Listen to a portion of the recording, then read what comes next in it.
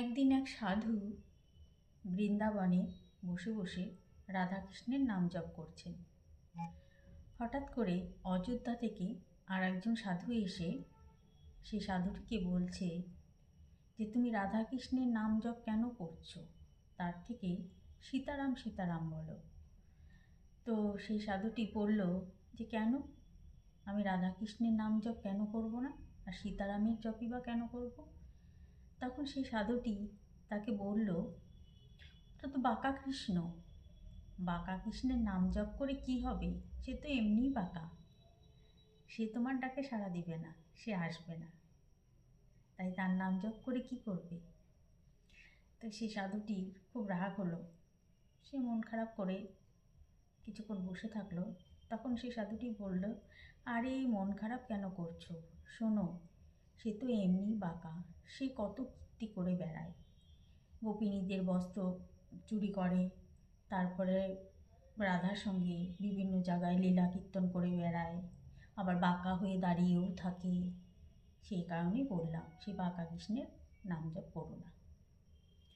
তখন সেই সাধুটির খুব মন খারাপ হলো, সে দৌড়ে গেল মন্দিরে গিয়ে ভগবানের সামনে হাত জোড় করে বলল, ভগবান, আজকে তোমাকে এর উত্তর দিতেই হবে। তোমাকে যে সবাই বাঁকা বলে, বাঁকা কৃষ্ণ বলে, কেন বলে?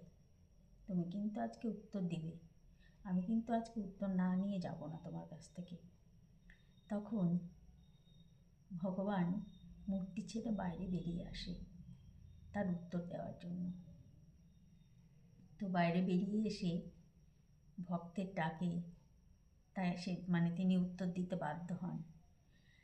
তিনি বলেন, চলো এর উত্তর তোমাকে দিচ্ছি বলে তিনি একটা কুয়োর কাছে নিয়ে যান। কুয়োতে গিয়ে হঠাৎ করে একটা বালতি ফেলে দেন জলের মধ্যে। তারপরে একটা সোজা লাঠি নিয়ে এসে সেই বালতিটিকে উঠানোর চেষ্টা করেন। বালতি তো আর কিছুতেই উঠছে না। তখন সেই সাধুটি তাকে বলে যে এইটা তো সোজা লাঠি, এটা দিয়ে কি করে জল মানে বালতিটা কি করে উঠবে, আংটাটা তো এর ভিতরে আটকাবেই না। তখন কৃষ্ণ হেসে বলেন যে সামান্য বালতিটাই একটা সোজা লাঠি দিয়ে উঠাতে পারছো না বা উঠাতে পারা যাচ্ছে না, তার জন্য আমাদের বাঁকা লাঠির দরকার হচ্ছে। তেমন এই পৃথিবীতে সমস্ত মানুষই অন্ধকারে এবং মোহতে কি বলবো, সব কিছুতেই তারা একদম বাঁকা হয়ে আছে। তো আমি এই সমস্ত বাঁকা মানুষদেরকে সোজা করার জন্যই নিজে বাঁকা হয়ে গেছি।